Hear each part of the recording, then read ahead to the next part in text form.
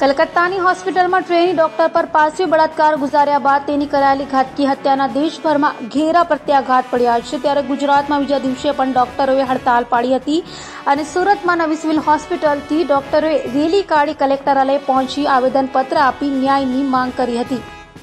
કોલકાતાની medical કોલેજમાં junior મહિલા doctor પર દુષ્કર્મ અને હત્યાની ઘટનાના વિરોધમાં ગુજરાતભરની સરકારી હોસ્પિટલોની સાથે ખાનગી હોસ્પિટલોએ સમર્થન આપ્યું છે। હોસ્પિટલોમાં ઇમરજન્સી સિવાયની તમામ સેવા બંધ રાખવામાં આવી છે। ત્યારે સુરતમાં પણ શુક્રવારથી નવી સિવિલના ડોક્ટરો હડતાલ પર છે। ડોક્ટરો દ્વારા શનિવારે સવારે સિવિલથી કલેક્ટર કચેરી સુધી વિરોધ પ્રદર્શન યાત્રા કાઢવામાં આવી હતી અને કલેક્ટરાલય પહોંચેલા ડોક્ટરોએ ન્યાયની માંગ કરી હતી। જ્યાં સુધી દીકરીને ન્યાય નહીં મળે ત્યાં સુધી તમામ ડોક્ટરો બિન ઇમરજન્સી અને એમરજન્સી સેવામાં હાજર નહીં થાય તો ડોક્ટરોના સમૂહ ઇન્ડિયન મેડિકલ એસોસિએશનના આહવાનને લઈ યોજાયેલા વિરોધ પ્રદર્શન રેલીમાં મોટી સંખ્યામાં ડોક્ટરો જોડાયા હતા।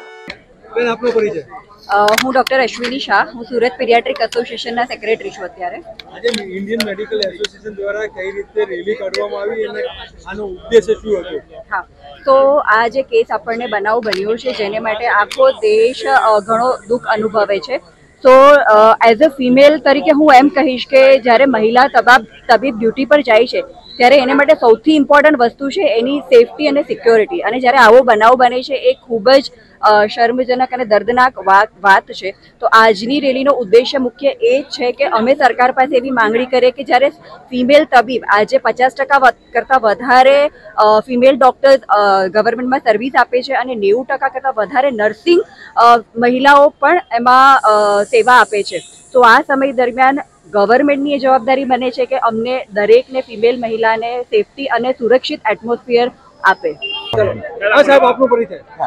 હું ડોક્ટર નિર્મલ ચોડિયા, બાળ રોગ નિષ્ણાત, સુરત। આજે ઇન્ડિયન મેડિકલ એસોસિએશન તરફથી એક રેલીનું આયોજન મેડિકલ કોલેજ અને નવી સિવિલ હોસ્પિટલથી કલેક્ટર ઓફિસ સુધી કરવામાં આવ્યું, જેમાં 1500 થી 2000 ડોક્ટરો, નર્સિસ, સુરતના બીજા સામાજિક એસોસિએશનોએ ભાગ લીધો મોટા પ્રમાણમાં અને દરેકે પોતાનો આક્રોશ અને ગુસ્સો અને દુઃખ અને દર્દ આ રેલીમાં વ્યક્ત કર્યું। જે અને માંગણીઓ એ છે કે પહેલી વસ્તુ પીડિતાની સાથે જે વસ્તુ બની, જે ઘટના બની એના પરિવારને જેમ બને તેમ જલ્દી ન્યાય મળે અને ભવિષ્યમાં આવી ઘટના નહીં બને એના માટે સરકાર પૂરેપૂરી સુરક્ષા દરેક આરોગ્ય કર્મીને પ્રોવાઈડ કરે, એ અમારી માંગણી છે।